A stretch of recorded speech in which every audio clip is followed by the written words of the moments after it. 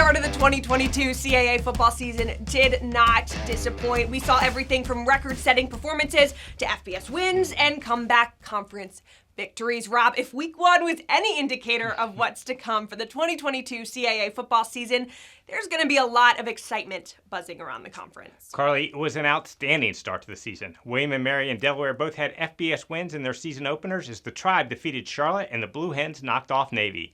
Those wins made it fifth time since 2016 that the CAAs had multiple FBS wins in a season.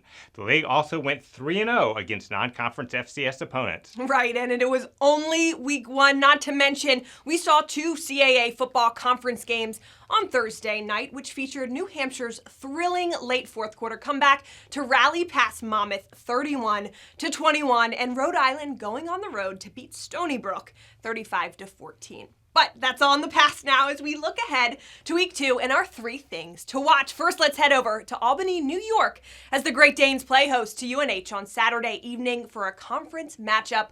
Rob, what will you be watching? Carly, New Hampshire's defense did an excellent job causing problems for Monmouth veteran quarterback Tony Muskett, forcing him to throw 3 interceptions for the first time in his career. The Wildcats defensive line led by Josiah Silver and Nico Kavickas recorded 2 sacks and created pressure all night, and the secondary took advantage as Randall Harris intercepted 2 passes, including a 35-yard pick six that sealed the victory with 4 minutes left.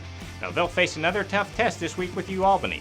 ODU transfer quarterback Reese Poffenberger was solid against defending Big 12 champ Baylor, passing for 150 yards and a touchdown, and also running for 45 yards.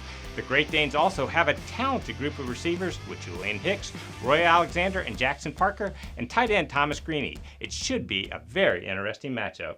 Interesting indeed, Rob. Here are UAlbany's Greg Gattuso and New Hampshire's Rick Santos on Saturday's matchup. I mean, every time you go in and play a New Hampshire team, they're going to be coached and physical and they're good. They're just a good football program, obviously. And I think I saw a lot of that in that game against Monmouth. You know, they got a transfer quarterback, Poffenbarger, where you look at the opening game, the score wasn't indicative of how well he played. He ran around against an incredible Baylor team, extremely athletic. He's got a cannon for an arm. Our second thing to watch this week features William and Mary. The Tribe is coming off a huge FBS win on the road against Charlotte and will face a future CAA member in Campbell, which is coming off a season-opening victory over the Citadel. The game features 2 of the most exciting quarterbacks in FCS football. That's right. William and Mary sophomore quarterback Darius Wilson was sensational last Friday, throwing for a career-high 225 yards and 2 touchdowns and running for 67. He even caught a 19-yard pass. It was all part of a huge night by the Tribe offense, which piled up 559 yards and scored its most points against an FBS team since 1998. Now Campbell is led by junior Hajj-Malik Williams, who was a preseason All-Big South selection and has thrown for nearly 3,600 yards and run for over 1,000 in his career. Both of these guys are capable of making game-changing plays with their arms and feet, and it'll be fun to watch. Yeah, absolutely. Now let's hear from Mike London on his team's offensive philosophy. So the goal for us is to try to get the ball into our playmakers' hands, and it showed itself Friday night, and that's the goal for us, is continue to keep trying to find ways.